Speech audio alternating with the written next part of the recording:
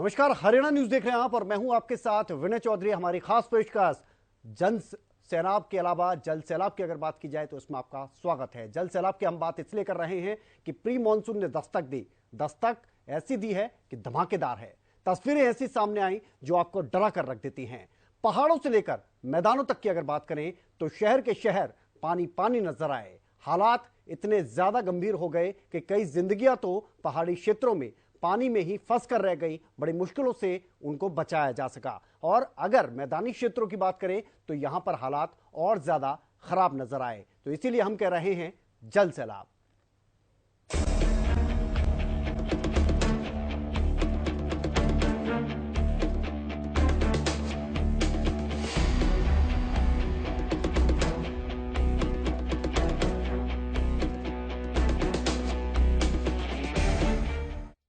तो जल सैलाब में सबसे पहले बात करेंगे हम पहाड़ी क्षेत्रों की। जी हां, प्री मॉनसून की ऐसी धमाकेदार एंट्री हुई है जिसने सबको डरा कर रख दिया है। हैरान करने वाली तस्वीरें पंचकुला से सामने आई जब घग्गर नदी की अगर बात की जाए तो वहां पर नदी एकदम से उफान पर आ गई और ऐसे में यहां पर एक महिला अपनी कार के साथ नदी के बीच में फंस गई।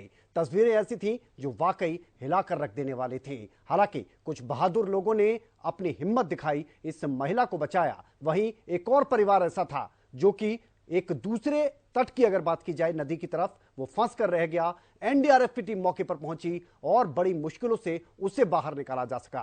तो कैसी तस्वीरें सामने आई है प्री मॉनसून की इस दस्तक के बाद, ये इस रिपोर्ट के जरिए आप देखिए।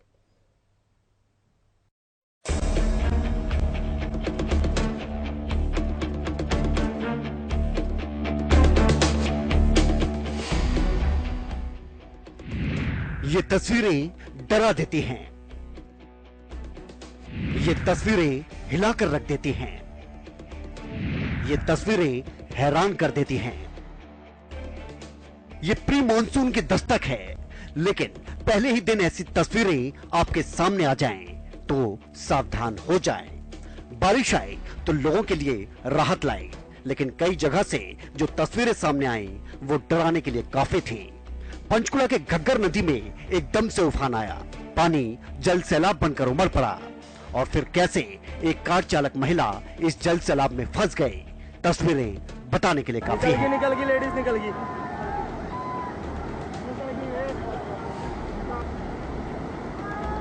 काफी कोशिश इस महिला ने की कि किसी तरह से यहां से निकले, लेकिन निकलना मुश्किल ही नहीं, नामुमकिन हो गया। महिला चीखती रही, चिल्लाती रही। पानी कार को लगभग अपने आगोश में ले चुका था। इस जल सैलाब में फंसी जिंदगी और इसे बचाने के चांस बहुत कम नजर आने लगे। ऐसे में आसपास के लोगों की नजर इस कार पर पड़ी। जहां पुल के ऊपर भीड़ लग गई, लोग बचाओ बचाओ की आवाज लगाने लगे, तो दूसरी तरफ आसपास के कुछ लोगों ने हिम्मत दिखाई। रस्सी और बचाव का सामान लेकर ये लोग इस जल सैलाब में उतरे। कोशिश चलती रही, लेकिन कई बार फेल हुए। हिम्मत दिखाते हुए एक व्यक्ति कार के पास तक पहुंचा भी, लेकिन इस जल सैलाब के आगे टिकना इनके लिए काफी मुश्किल था। हिम्मत जवाब दे रही थी, लेकिन ये लोग एक दूसरे की हिम्मत बढ़ा रहे थे। कई घंटों तक मेहनत और मशक्कत चलती रही। आखिरकार मेहनत रंग लाई और महिला को कार से बमुश्किल बाहर निकाला गया। महिला मंदिर में दर्शन करने के लिए पहुंची थी और जब वापस लौट रही थी तो इसे क्या पता था कि एक जल सैलाब पंचकुला के घग्गर नदी की तरफ तेजी से बढ़ रहा है और वो इसे अपने आगोश में ले लेगा।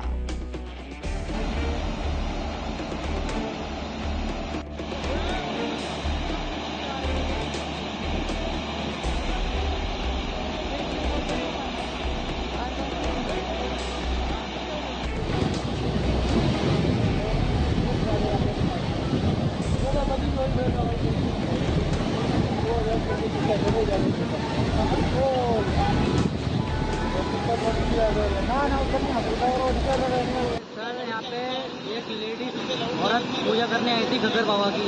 जब पानी कम था तो उन्हें ये नहीं पता था पानी इतना आ जाएगा, तो गाड़ी के साथ पास में ही 2-3 फीट पीछे थी गाड़ी, उसके हिसाब से पूजा करने आई थी।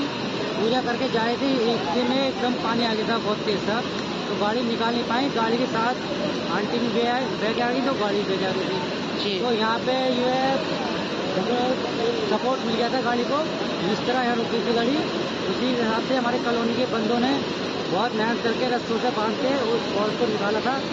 जान बच गई है, सही है, हॉस्पिटल लेना है। इधर इस महिला को बमुश्किल बचाया गया तो पता लगा एक और परिवार इस जल सैलाब के कारण फंसा हुआ है। गनीमत रही कि यह परिवार नदी के बीच नहीं बल्कि दूसरे किनारे पर फंसा था। किसी तरह बात प्रशासन के कानों तक पहुंची। आनन फानन में एनडीआरएफ और प्रशासन की टीमें मौके पर पहुंची। हालात देखकर एनडीआरएफ ने युद्ध स्तर पर काम शुरू किया।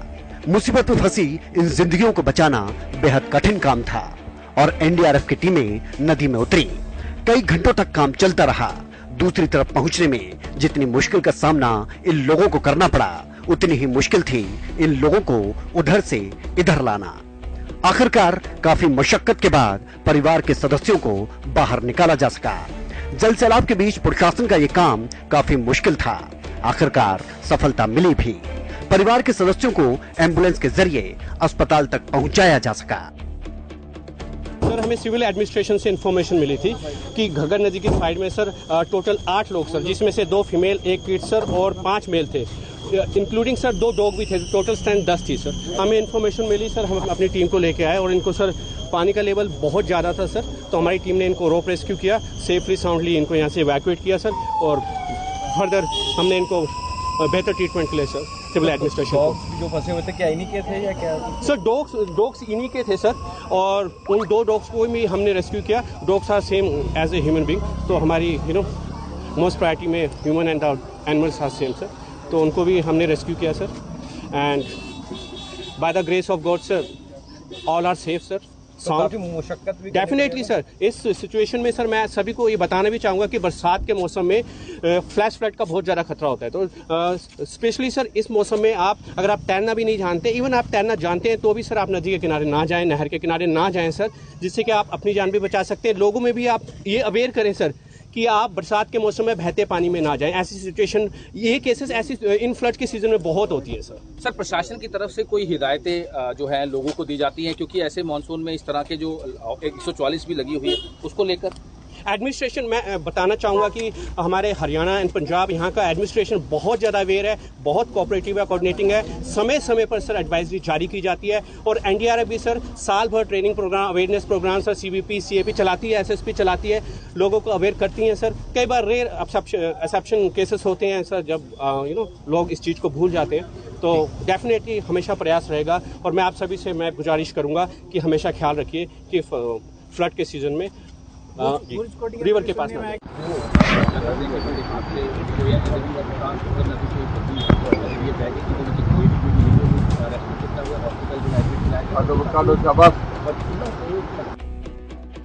जल सैलाब की ये तस्वीरें डराने वाली थीं। सेक्टर 26 में मछली पकड़ने पहुंचे ये 8 लोग घग्गर नदी में फंस गए थे। नदी में अचानक पानी आ गया। इसके बाद इन लोगों को एक टापू में शरण लेनी पड़ी। घंटों की मशक्कत के बाद सभी को सकुशल बाहर निकाला गया। इन लोगों के साथ 2 कुत्ते भी उधर फंसे हुए थे। टीम ने उन्हें भी बाहर निकाला। उधर बुर्ज कोटिया में सुबह 10 बजे 4 लोग नदी के तेज बहाव में बह गए। इनमें से 3 लोगों को बचा लिया गया, बाकी एक का पता नहीं लगा। प्री मानसून की इस धमाकेदार और डराने वाली एंट्री पर यही कहा जा सकता है कि बेहतर है इन दिनों नदियों और नालों से दूरी बनाए रखें, क्योंकि जान है तो जहान है। Bureau report, Haryana news.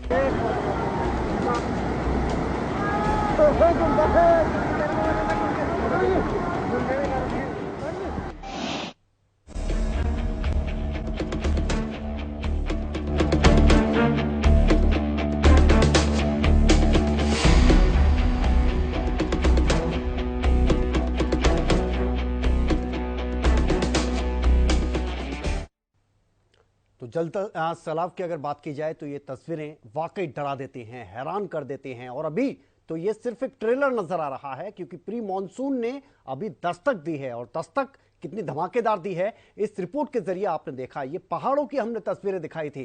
Panchkula की अगर बात की जाए, घग्गर नदी से इस तरह की तस्वीरें अमूमन सामने आ जाती हैं जब मॉनसून होता है, लेकिन ये तो प्री मॉनसून है और प्री मॉनसून ने केवल दस्तक दी है, उसमें आपने देखा कि किस तरह से कई जिंदगियां इस नदी के बीच और नदी के किनारे फंसी हुई नजर आई। लेकिन ये तो पहाड़ों की बात है। अब जरा बात कर लेते हैं मैदानी क्षेत्रों की, उन शहरों की बात कर लेते हैं जो शहर अपनी चकाचौंध और भागती दौड़ती जिंदगी के लिए पहचाने जाते हैं। उस शहर की बात कर लेते हैं जो कि हरियाणा का सबसे ज्यादा प्रगतिशील शहर माना जाता है। गुरुग्राम की हम बात कर रहे हैं। गुरुग्राम की अगर बात करें तो 21 तारीख को एक तस्वीरें सामने आई थी और एक और तस्वीरें सामने आई हैं 25 तारीख को। जी हां, दोनों तस्वीरें बिल्कुल एक जैसी नजर आती हैं। पूरा का पूरा शहर कई जगहों पर पानी में बहता नजर आया। प्रशासन के दावों की पोल खुल गई और ये सिर्फ तस्वीरें आपको बता दें गुरुग्राम से सामने नहीं आई। ये तस्वीरें बहादुरगढ़, फरीदाबाद की अगर बात की जाए या फिर बात करें रोहतक की, कई जगह से इसी तरह की तस्वीरें सामने आई। यानी बारिश का कहर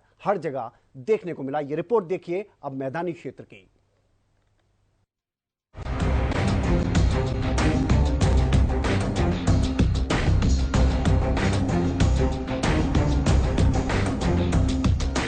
जल सैलाब की जो तस्वीरें हमने दिखाई वो पहाड़ी इलाके की थी। मॉनसून और बारिश के समय में पहाड़ों से ऐसी तस्वीरें आना आम बात हो जाती है।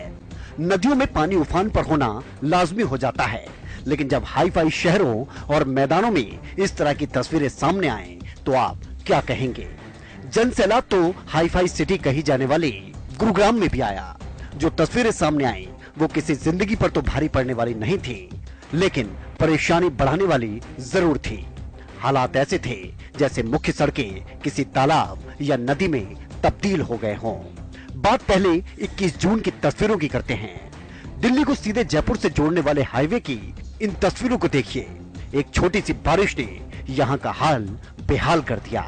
लोगों को अपने वाहन छोड़कर घुटने भर पानी में उतरने को मजबूर कर दिया। एक बारिश ने पूरे गुरुग्राम की रफ्तार पर ब्रेक लगा दिया। पूरा साइबर सिटी अब तक पानी पानी हो चुका था। एक्सप्रेसवे से हटकर जब हमारे कैमरों की नजर सर्विस लेन पर पहुंची तो यहाँ के हालात बयां करने योग्य भी नजर नहीं आए। कहते हैं तस्वीरें सब सच सच बयां कर देती हैं और ये तस्वीरें पूरी कहानी को बयां करने के लिए काफी थी।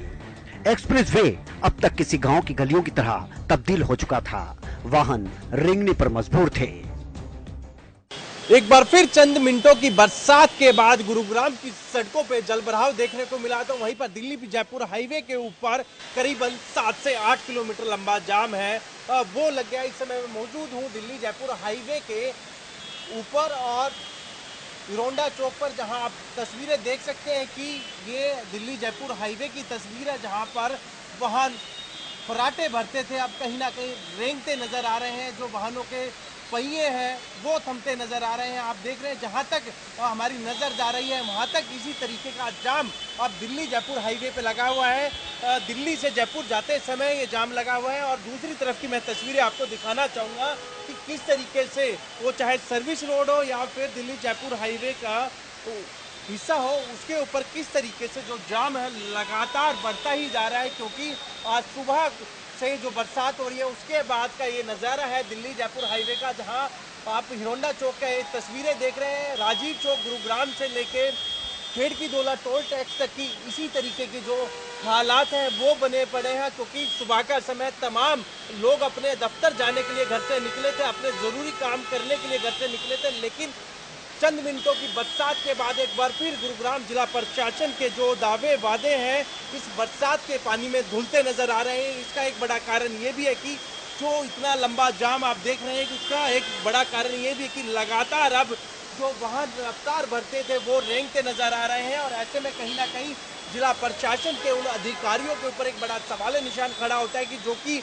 अपने दफ्तर में बैठ के बड़े बड़े दावे और वादे करते हैं। प्रति वर्ष की मैं बात करूं तो करोड़ों रुपए गुरुग्राम की ड्रेनेज सिस्टम को सुधारने के लिए लगाए खर्चे जाते हैं, लेकिन उसके बावजूद जो हालात हैं जस के तस बने हैं। और दूसरी तरफ जो सर्विस लेन है ये दिखाना चाहूँगा जहां अभी भी जल भराव की स्थिति है वो बनी पड़ी है। ये शुरुआत है। हम गुरुग्राम के नरसिंहपुर हाईवे के पास की बात करें, गांव के पास की बात करें तो वहाँ पर करीबन 3 से 4 फीट जो पानी है वो जमा हो जाता है। अक्सर बरसात के अंदर वहाँ पर जो वाहन है उस पानी के अंदर कहीं ना कहीं खराब हो जाते हैं, डूब जाते हैं। लेकिन आज की चंद मिनटों की बरसात के बाद एक बार फिर जिला प्रशासन के अधिकारियों पर सवाल निशान जरूर खड़े होते हैं कि हर वर्ष करोड़ों रुपए खर्च किए जाने वाले पैसे हालांकि जाते कहाँ हैं। 21 जून की जो तस्वीरें देखकर आपकी आंखें खुली, वही तस्वीरें एक बार फिर सामने आई। चकाचौंध से भरी जिंदगी में ऐसी तस्वीरें जब सामने आती हैं तो हैरान जरूर कर देती हैं। सबसे प्रगतिशील शहर के तौर पर पहचान बना चुका ये शहर पानी में एक बार फिर से बहता नजर आया। मेरा नाम बलजीत जी, क्या समस्या है? समस्या ये देखो, ऊपर वो पेड़ ये नहीं मेरी लास्ट वहाँ तक ये सारी रात पानी रहा है। अब ये थोड़ी सी पानी निकला, नहीं तो कम से कम 2.5 फुट पानी था सारे में। सारी रात से लाइट नहीं है और बस लाइट का और पानी का बहुत समस्या है। या तो इसे ऊंचा उठवाओ या इसका कोई समाधान करो। तो अधिकारी क्या कहते हैं? अधिकारी तो बस आ गया, उन्हें देख के उन्हें चले जाओ, उन्हें क्या करना है, चेक कर जा, आज आगे 2 दिन बाद आगे अपना बात जा देख के। लोगों के घरों में 2-3 फुट पानी घुसा हुआ है। लोग अपना सामान बचाने के लिए सोच रहे हैं। लोग किसके घर अपना सामान रखे, कैसे खाना बनाए, कैसे उस पानी को निकाले, कोई निकासी का समाधान नहीं है।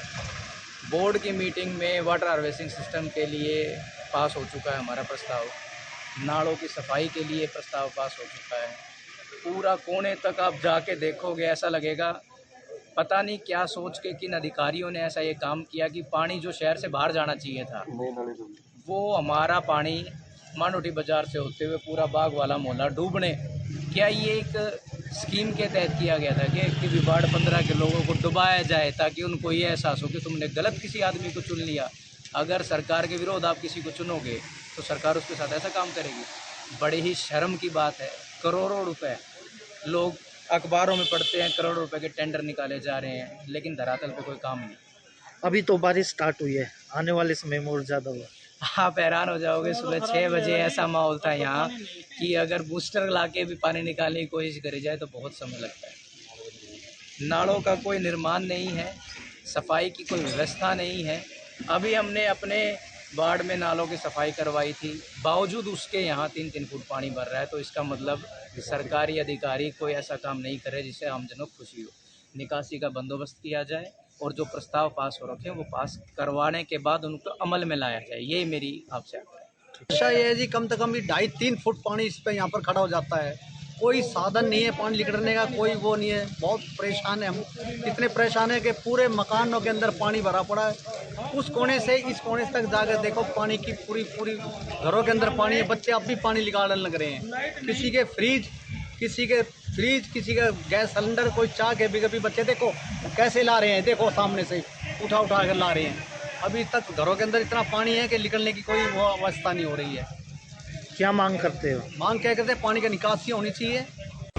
सर कब से जाम लग रहा है, कितनी राहत अब है और कितने जवानों की तैनाती? जाम तो नहीं लगा हुआ, इस पर ट्रैफिक का प्रेशर काफ़ी बढ़ गया बारिश की वजह से। हमारे 100 मीटर पे एक जवान लगा हुआ है जो ट्रैफिक को स्मूथ चलाने के लिए काम कर रहे हैं। पानी की वजह से, वाटर लॉगिंग की वजह से और अब व्हीकल प्रेशर ज़्यादा बढ़ गया। क्या ट्रैफिक पुलिस अब नगर निगम GMDO को भी लिखेगी इस जो ये पानी इकट्ठा हुआ है यहाँ? उसके लिए हम GMDO के संपर्क में है, उनको हमने डायरेक्शन दी है कि भाई आप पंप ज़्यादा और लगाएं ताकि पानी की निकासी जल्दी से जल्दी हो सके। जाम का कितना लंबा पहुँच गया था, कहाँ तक जाम?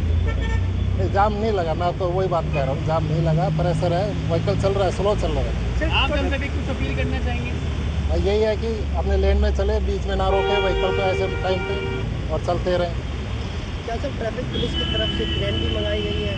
हाँ, क्रेन हमारे पास अवेलेबल है, अगर गाड़ी खराब होती है तो उसको तुरंत प्रभाव से हटा दें।